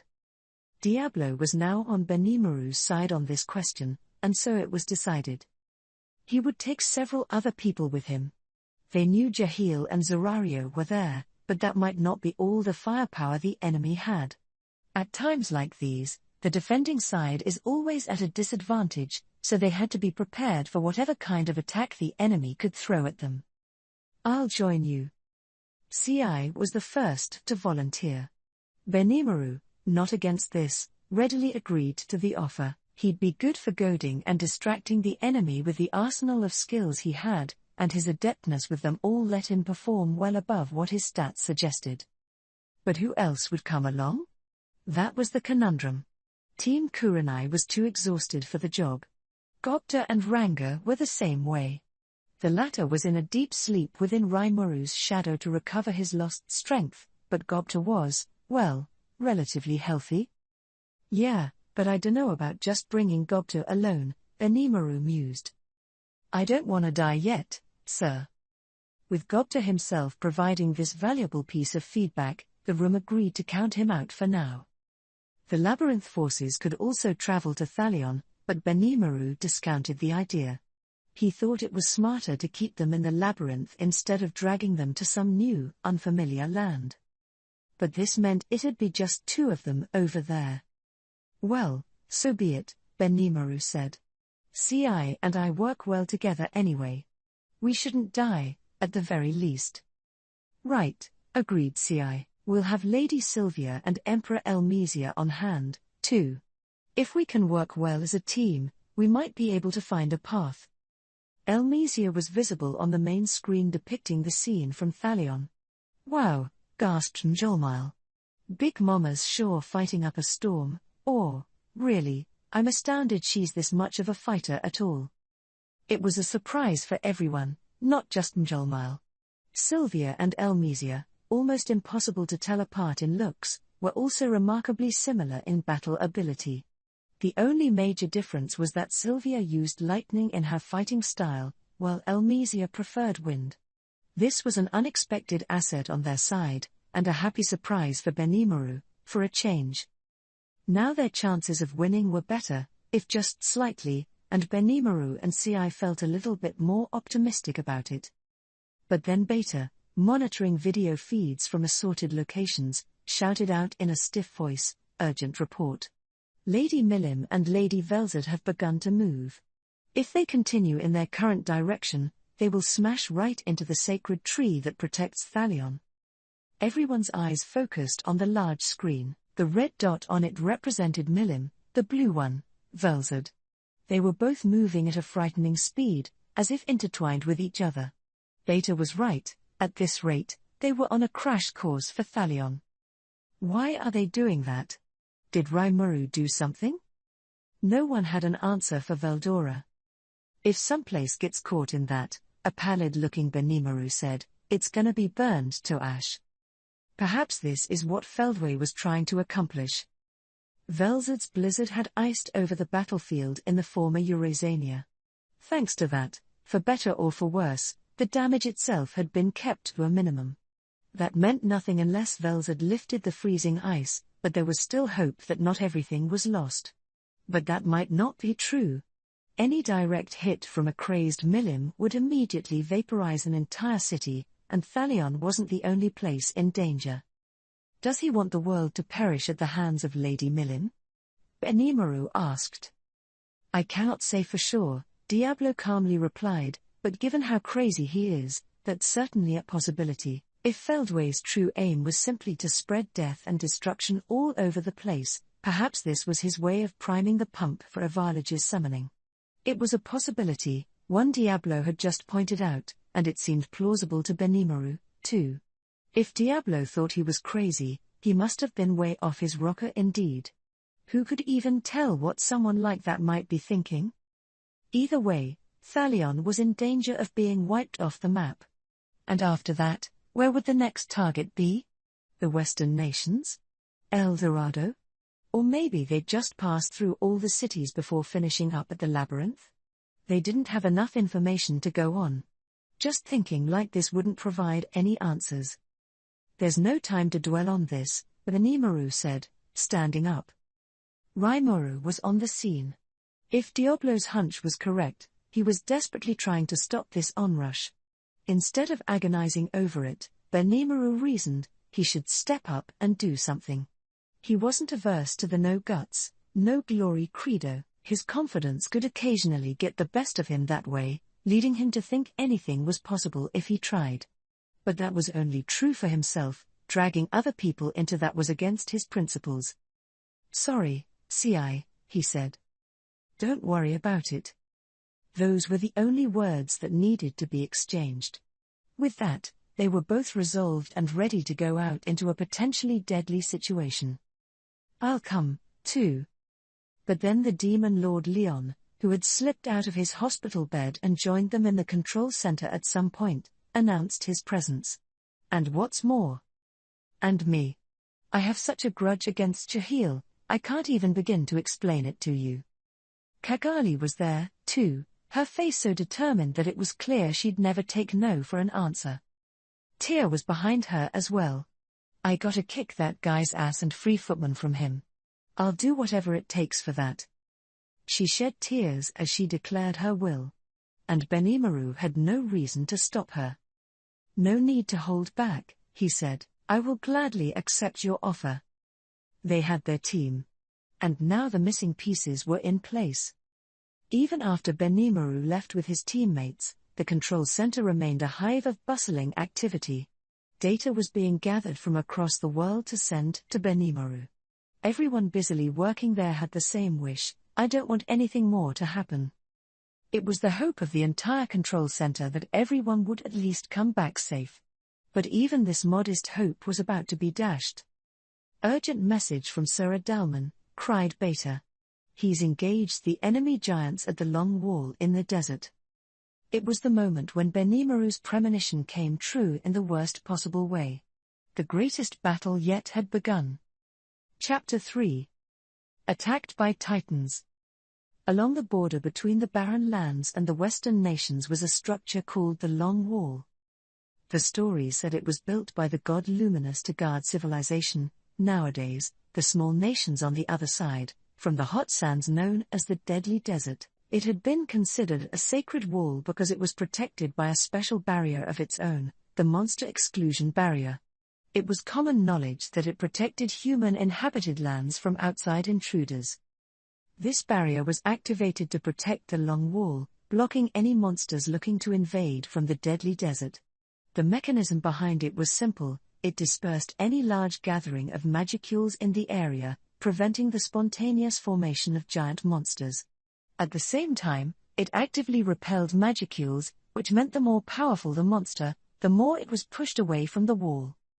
It wasn't perfect, of course, and sometimes monsters made their way in through holes. However, since many desert dwellers hunted these monsters for a living, there hadn't been any major problems so far.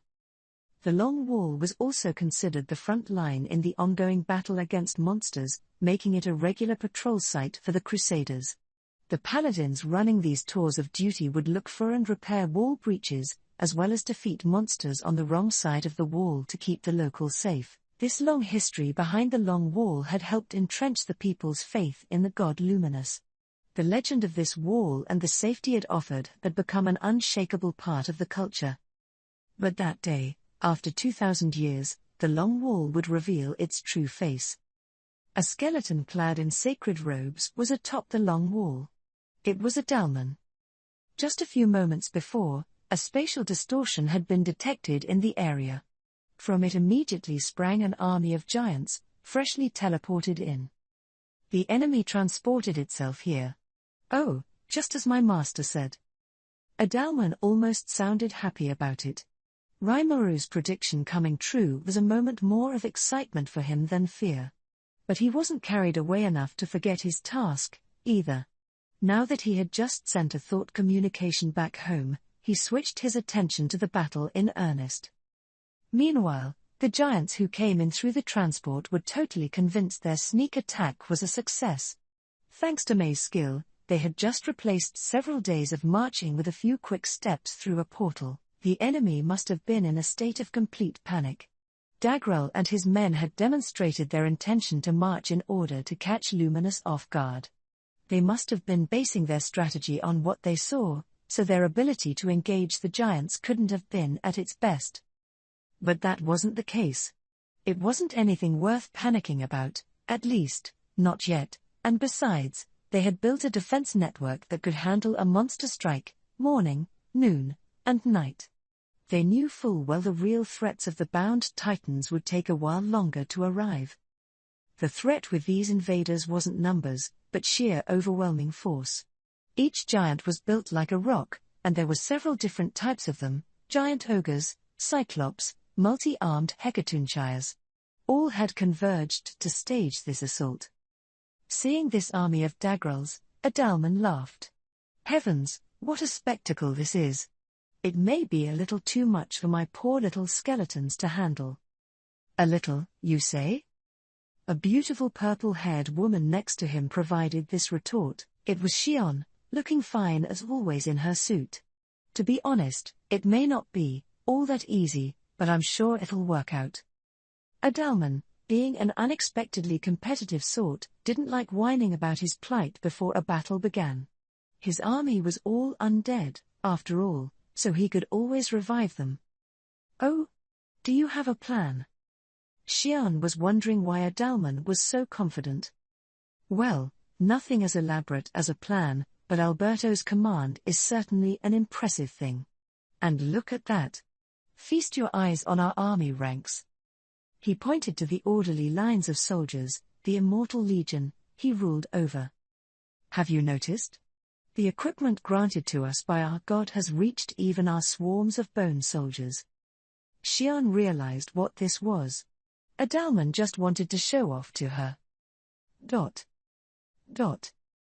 Adalman had command over a legion of undead monsters he had summoned. These immortal creatures, marching in a single lengthy line in perfect rhythm, were one of the more spectacular sights inside the long wall at that moment. It consisted of 2,000 death knights. This was an unkillable order of undead knights, mounted on death horses and led by Death Lord officers. Each death knight was clad in full-body magic mail, top-quality armor crafted in the dwarven workshops. They weren't forged by Garm himself, but the apprentices responsible used generous amounts of highly purified magisteel in each set, making them truly high-end products. They all did their jobs exceedingly well, and the magic mail resonated with the demonic force of the Death Knights themselves, merging with each body. With this dramatic increase in their defense and offense, these Death Knights were much more dangerous than the A- they were originally assigned would suggest. They were all now about as close to an A as one could get, strong enough to live up to their reputations as their force's main attackers. They weren't alone, either. In addition to that main force, there were a few other hidden gems on the team. Deployed atop the long wall were sets of lower-ranked monsters, the sort that lacked any really direct offensive punch. There were 50,000 of them in all: 10,000 zombie soldiers, 20,000 bone soldiers, 10,000 bone archers, and 10,000 bone knights. A lot of large numbers, but each troop was a pushover, ranking a D at best. None of them would be useful as soldiers, but their secret lay in their equipment. Adalman had reason to be proud of it. It was a vast investment, with the Tempest workshops working overtime to craft this new set of weapons. They all sported matching armor, and although the colors varied by rank, this armor was as high quality as anything else bearing the Tempest seal. Each set offered a decent amount of protection, as well as fire and cold resistance as an added bonus. Another thing that stood out was the portable, recoil-free missile launchers the bone archers carried. These weapons, capable of firing projectiles at 5 times the speed of sound, were packed with both explosives and compressed magical force. The ammunition was carried by the bone soldiers, 2 of them assigned to support a single bone archer. The result, 10,000 mobile artillery batteries. Each trio didn't have a ton of bullets, though, just the one loaded from the start, plus 2 more carried by each soldier, for a total of 50,000 shots across the whole force. Furthermore, the zombie shoulders were carrying assault rifles. These worked with gunpowder, no magic involved, but their destructive force was underestimated at one's peril.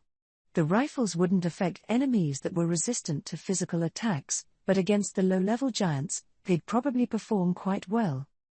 Firearms like these had been fully researched and implemented in battle, but they were illegal to manufacture by decree from Rimuru. For this war, however, permission was granted for their experimental deployment, on the condition that each gun needed both an engraved production number and a magic tracker installed. This was one of those cases where Rimuru was so busy with work one day that he just stamped his seal of approval on whatever documents crossed his desk without really looking at them. Only Seal knew that, however, Rimuru had no idea he had approved this, and maybe a Dalman was better off not knowing that. These weren't the only secret weapons, either. Last but not least were the Bone Knight's equipment. Remarkably, they were all equipped with the same type of imperial magic saber and even had spell guns dangling from their belts, thorough if nothing else. These arms were seized from the Empire and redistributed, greatly boosting the Bone Knight's offense, although it left them much more undefended. It was a pretty rash move to make, but the way Adalman saw it, if these undead rank and filers didn't fear death at all, their weak fighting strength could be somewhat covered for if he incorporated some suicide tactics into their orders. That was the whole Immortal Legion, an army of immortals who didn't have to eat or sleep, assigned to provide the first line of defense against attacks. The thing about this army, though, was that all their stats had gone up after accepting Adalman's rule. Their attributes had also been changed by Holy Evil Inversion, a part of the Ultimate Gift Grimoire, so they were unaffected by the monster exclusion barrier placed over the long wall. Even by day, they could conduct their maneuvers with no difficulty at all. These troops couldn't be revived if defeated, unlike in the labyrinth, but holy magic no longer worked on them, so they couldn't be purified by moves like Turn Undead. How terrifying would an undead foe that had become a holy entity be? Just ask the enemies forced to deal with them. Normal attacks didn't kill them, so the only way to stop them at all was to hack them apart. So the Immortal Legion was deployed to engage the enemy, taking advantage of the long wall's structure as it did. The wall was built so an observer up at the top, 16 feet above, had a full view ahead of them, which was useful for sniper warfare. It was originally constructed under the command of Luminous, after all, as a defense line against Dagrel's attempts at territorial expansion. They weren't expecting the Immortal Legion to carry these sorts of weapons, though. The original plan called for vampires to lob magic at any invaders to fend them off, but if they had something better now, there was no reason not to use it. Better not to sweat the details, as Rimuru would say. Shion's eyes narrowed as she looked down at the proud soldiers serving Adalman. Her initial, honest assessment, no matter how many skeletons you lined up, what was the use? But when she saw the equipment they had, she changed her mind. Or more to the point. Adalman, if I might ask, how did you procure all that equipment? A soldier's gear was provided by their superiors. That was the common understanding among all the officers. If you applied for something and got permission, it'd be sent right over to you. Such gear deployments, however, ran on a waiting list, one not even the top brass could skip ahead on. First dibs on the gear produced in Tempest's forges were given to the 2nd Army Corps, headed by Geld. No one complained about that, as that corps was directly involved with homeland defense. Everyone in that force had at least some equipment. There was so much around that maintenance was a hassle, but being made of magisteel, most scratches repaired themselves. Even now, in fact, most of the forge's output went right to the 2nd Corps. After the 2nd Corps, the forge's second job was to build commercial gear for adventurers. This was one way Tempest earned its foreign currency, so even if Team Reborn leader Shion wanted to nab some of that gear for her own squad, she was barred from it. Thanks to all this, if a Tempest officer like her wanted to get some free gear for their troops, they'd have to wait far too long for it. Team Reborn, for example, was full of beefy guys who trained constantly every day. That was commendable, of course, but could also be counterproductive.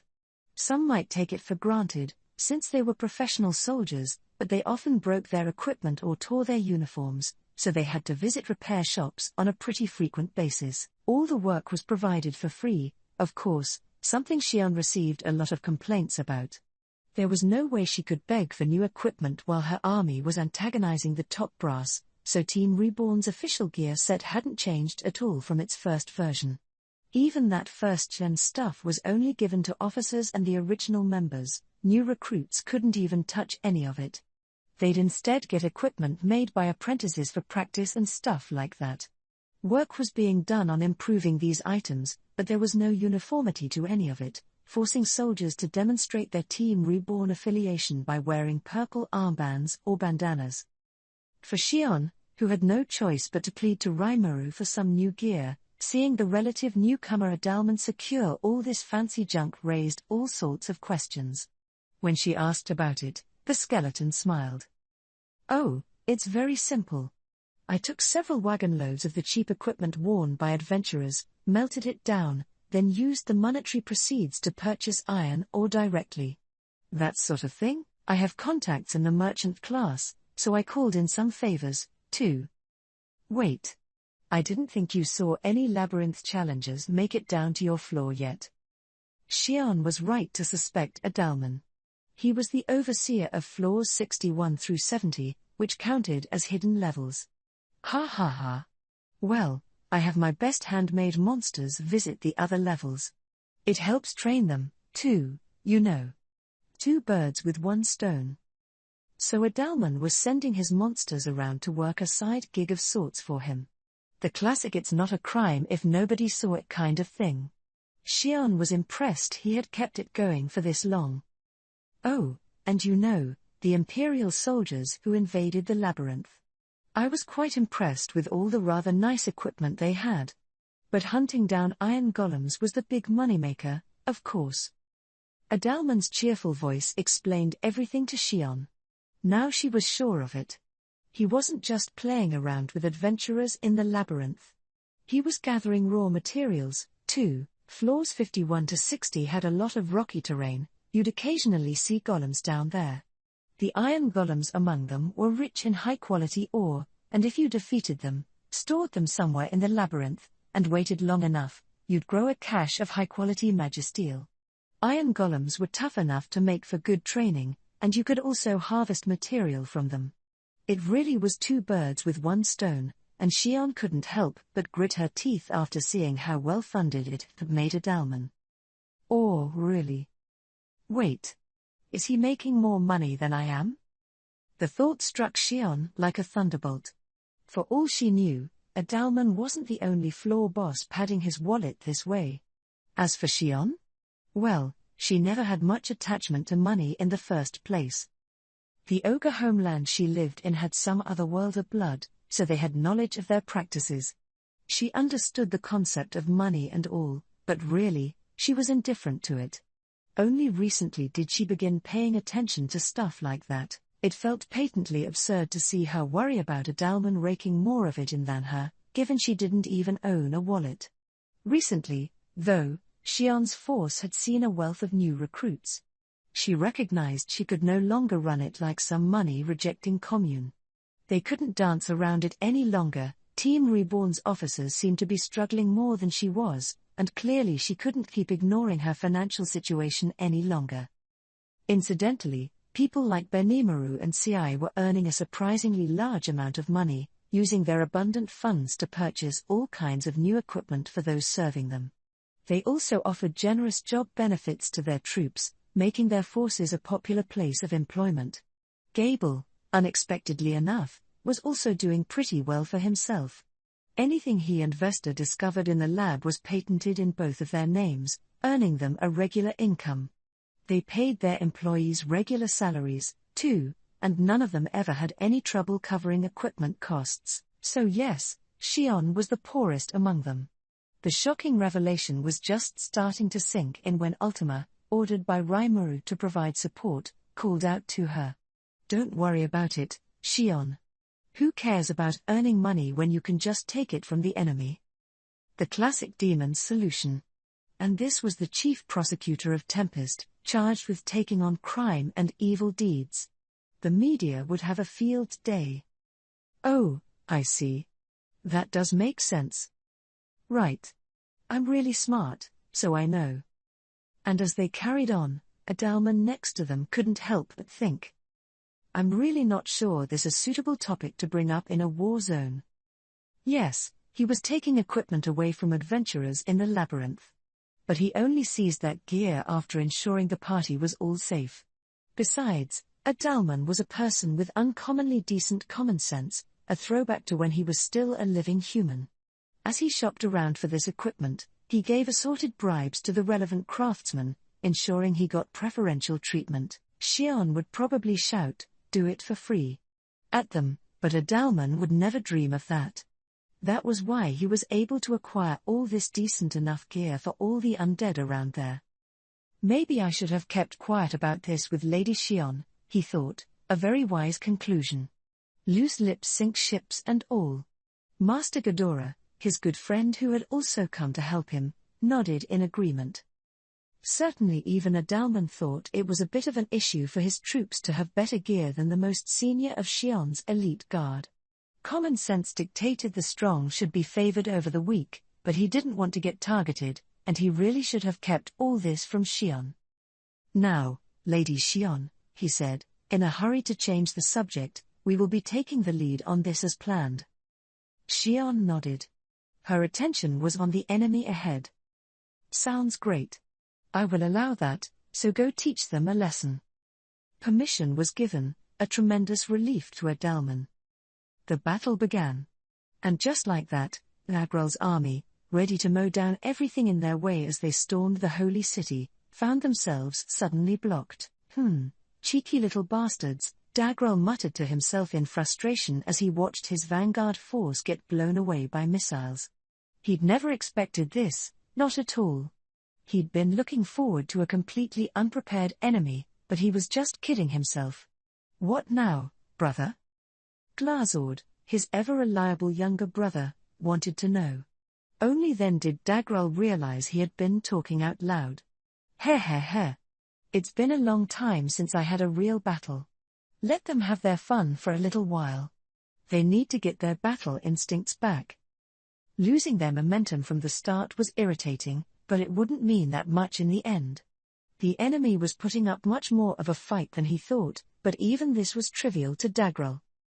The bound Titans numbered 30,000 in all. Some were weaker, inexperienced troops, of course, but even if they got sifted out, all their elite soldiers would still be enough. In fact, if they all just fled the battle once things got busy, it'd do a lot for their survival rate. Roger, said Glazord. Any new soldiers, or those without ultra-speed regeneration, can head back at this point. Glazord, understanding Dagral's intentions, lightly nodded and began to give out instructions. He was in his element, the prospect of a large-scale war not seeming to bother him at all. A calm general made all his staff calm, too, and since the chain of command was in good shape, they quickly regained their composure. Soon, the giants were using their incredible strength to throw projectiles at their foes. This wasn't part of the original plan, but the giants were gleefully crushing huge rocks into smaller ones and heaving them around as they pleased. This turned out to be a tremendously destructive attack, perhaps even equivalent to the Bone Archer's missile launchers. It was a quick lesson in just how impossibly well-suited for combat the giants were. These rocks rained down on the long wall. Every hit caused considerable damage, and any monsters in the way were reduced to dust. However, the long wall itself stood, as it should have, because beneath the peeling outer wall was the dull glow of Magisteel. Damn you, Luminous. Of all the nasty surprises, muttered Glazord. The barrier prevents us from teleporting into or beyond the long wall, said Dagral. We'll be at a stalemate here if it's not broken. Glazord sounded less than thrilled. Dagral just snorted as he read the situation. His first move was a poor one, and looking back, he should have seen it coming. After all, that scheming demon Lord Rimuru was on their side. He had expected Michael to crush Rimuru, but to his great surprise, he heard Rimuru had his number instead. There was no longer any looking down on him as the new guy in Demon Lord Dom. Dagral had always recognized his talents, but he now realized he should see Rimuru as his equal, or maybe even stronger than him. Rimuru was a born genius at spotting the enemy's strategy, then taking advantage of it. Dagral fully understood Rimuru hated to see his friends suffer any casualties, so, and this was so classically Rimuru of him, he deployed immortal monsters for his first wave. These were wimpy guys, save for how the sun strangely didn't seem to bother them, but their offensive force could no longer be ignored. Dagral wasn't familiar with these weapons, but clearly, they were too powerful for a low-ranked giant to withstand. A few of them attempted a suicide charge in response, but they were knocked down by the lines of zombie soldiers ready to strike them. They didn't seem to be casting magic, instead, they were hurling small, gravel-like pellets at high speed. Both of these attacks were effective against the giants. Their species had high resistance to magic, but that was meaningless in the face of what looked like purely physical strikes. Against them, low-level giants with no regenerative skills were just lining up to be killed. Fortunately, the defenses of this enemy were the same as the ordinary undead. The battle was mostly fought at long range, but considerable damage was done to both sides. This strategy probably only worked because of the long wall Luminous had built, but having to struggle against a force that'd normally never slow him down annoyed Dagral to no end. "Can you believe it?" he asked. "I didn't think I was underestimating Rimuru, but just look at this. My wonderful foot soldiers, being defeated by the lowest of low-ranked undead." He still had his old memories, and his core personality hadn't changed, either. He had no deep-seated hatred for Rimuru, and if he could help it, he didn't want to fight a war against his old friends. But his memory of the era as one of the old gods, an age when all he wanted was to rampage until he ruled the planet, made him fiercer inside. He wanted to rebel against the divine Veldenava and show just what he was made of. That, he believed, was what Veldenava hoped for, too. The hope that the child may someday outshine their parent. He couldn't disappoint that divine parent with the way he fought today. There were some who were fated to be god-killers, and Dagral was one of them, so he couldn't stop now. Even if it meant betraying his friends, even if he wasn't sure whether it was the right thing to do. Then he recalled something. "Ever since she killed my friend Twilight, Luminous and I have constantly been at each other's throats. This, too, is another reason why I must fight." Yes, Luminous, the demon lord Dagral recognized as his rival, had killed her own father. He hated her for killing his friend, but he was also jealous. Respectful. All those feelings were intertwined inside him, making for an extremely complicated mix of feelings. Then he remembered. His sons, Dagra, Liura, and Chonkra. He had already detected their presence in this battle. They were enemies this time, but he wondered what kind of fight they'd show him. He had spoiled them in their younger years, making them strong in muscle but not in actual ability. They could take down an average demon lord, but against a real one, it was no contest. Dagral loved his sons, but he didn't expect much from them, or, really, he never trained them because he didn't want to burden them with the karma of having to kill their own dad. Defying the Creator was absolutely impossible, but his sons would be freed from that curse. "Yes. I will go down my own road. You must take the one that each of you believe in. Of course, to enjoy that freedom, one must have the strength to protect it. What will we do about your kids, my brother?" Fen seemed amused by this as he asked. "Isn't it obvious? If anyone stands in our way, we'll mercilessly beat them down. If they can feed off that pain, then good. If not, let them rot in the sand. That was the absolute rule of this world, survival of the fittest. Hopefully they've gotten at least a little stronger. At least so they're not quaking in their boots in front of me." Dagral didn't hesitate. All that mattered was his mission. He was always a warrior that way, a pure, simple warrior. Then, in just a little time, the full fury of the giants would sweep across the battleground. Shion, watching Adalman and his forces begin the fight, was ready to go. "Did you hear that, guys? I'm not here to give a long speech. Do you know what you have to do?" "Yeah. commandeer equipment from our foes. Xi'an's soldiers were always reliable that way. They read their leader's thoughts accurately, and they couldn't wait to get moving. Xi'an gave them all a satisfied nod. Team Reborn, along with Xi'an's elite guard/fan club, had grown to an astonishing size. Xi'an had only begun to think about the cost of equipping and supplying them, but that was an issue members like Gobzo had been having headaches over for a long time. The only offered solution was to give up, essentially. All of Xi'an's troops were capable fighters, so it was decided they could obtain their own weapons and armor. So it was perfectly acceptable for them not to have matching gear, but their procurement process was taking an absurd new turn.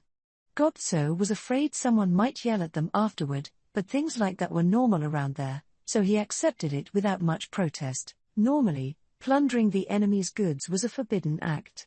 Looting from citizens, too, was unacceptable. But all that was a matter of perspective. Maybe you couldn't take stuff from soldiers, but what if you were just disarming the enemy to neutralize them? Given how Adalman was clearly distributing weapons seized from the Empire to his undead, the handling of enemy weapons was often left to the whim of the commander. Even Adalman's procured equipment for his force. There's no way I can't do that. With that, Xi'an had a slightly higher opinion of herself. She thought about asking Rimuru to do it for her, but changed her mind. It sounded like begging to her. One could say this was Xi'an maturing, but given her chosen solution of robbing the enemy blind, maybe she still had a lot of maturing left.